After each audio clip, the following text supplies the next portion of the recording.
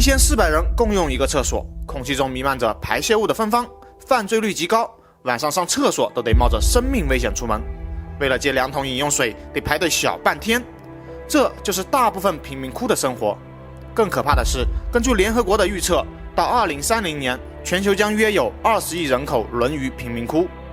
那么你知道一个贫民窟就容纳了多少人吗？本期视频就将为大家介绍一下世界前5大贫民窟，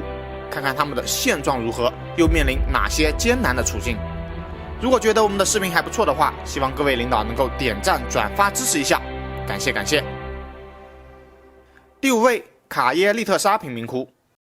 在南非的开普敦市有一个43平方公里的特大贫民窟，虽然说官方称生活在这里的居民只有40万左右，但外界普遍认为这里至少居住着120万人。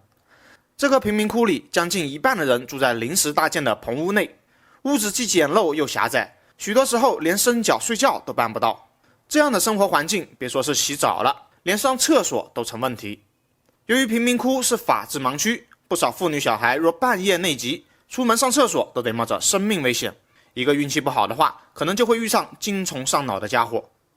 这里的居民用水也很困难，为了能在公共水泵装到1到2桶的水，需要排上好几个小时的队，而这1到2桶的水却只能用1天左右。第4个，基贝拉贫民窟。肯尼亚内罗毕的基贝拉贫民窟距离市中心只有5公里， 2.5平方公里的范围内居民约有70万人。根据报道说这里的犯罪率极高，人们晚上都不敢出门，所以飞行厕所是非常盛行的。所谓的飞行厕所，就是用塑料袋把排泄物直接从门缝随手丢出去，结果就造成了整个贫民窟都很臭。这里很大的一个问题在于，贫穷的人们对于自己的未来，甚至对他们下一代都毫无希望可言。基贝拉当地的学龄儿童只有1/4的孩子有机会受到基础教育，但他们去学校的理由不是为了出人头地或扭转阶级，而是为了免受暴力与性侵。第3个，达拉维贫民窟。1400人共用一个厕所，空气中弥漫着排泄物的芬芳，15户人共用一个水龙头，每天还只出水2个小时，房屋低矮破败，遍地垃圾，没有正规的排水系统，屋前屋后都是臭水沟，各种病菌在这里茁壮成长。就这么一个面积不足2平方公里的人间地狱，却是上百万人的家园。这里是亚洲最大的贫民窟，位于印度孟买的达拉维。达拉维的面积虽然不大，只有 1.75平方公里，但在这里面却堆积居住着上百万人。由于印度的城市化进程还不高，所以每年都有10几万农村人涌入孟买，他们希望在这里实现发财梦，然而达拉维才是他们绝大多数人的归宿。他们享受不到城市发展的红利，大多数居住在阴暗破败的棚屋里，面积不足10平米，却要挤下一家5、6、7、8口人。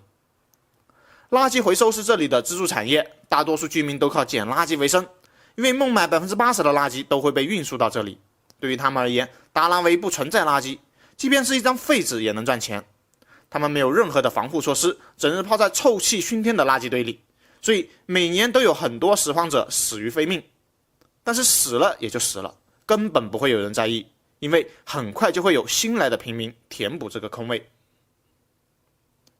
第2个，曲达德内扎贫民窟。这个位于墨西哥城东部的贫民窟里面住着120万人，除了贫困问题，严重的犯罪频率与黑帮比例更是这个贫民窟居民最大的威胁。墨西哥境内黑帮势力猖獗，各帮派在国内到处寻找打手，出身平民的年轻小伙们就成了最好的工具。为了持续输出人力，犯罪集团笼络当地的警察与官员，常年把曲达德内扎掌握在股掌之间，